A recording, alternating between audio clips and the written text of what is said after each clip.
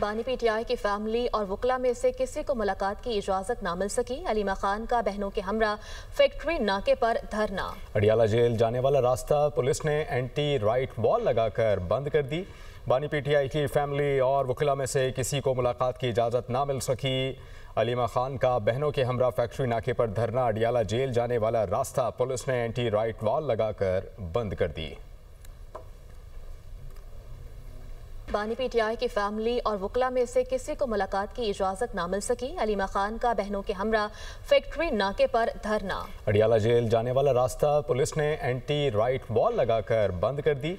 बानी पीटीआई की फैमिली और वकला में से किसी को मुलाकात की इजाजत ना मिल सकी। अलीमा खान का बहनों के हमरा फैक्ट्री नाके पर धरना। अडियाला जेल जाने वाला रास्ता पुलिस ने एंटी राइट वॉल लगाकर बंद कर दी।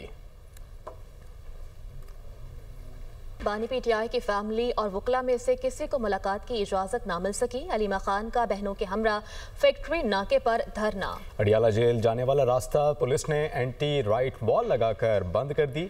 बानी पीटीआई की फैमिली और वकला में से किसी को मुलाकात की इजाजत ना मिल सकी।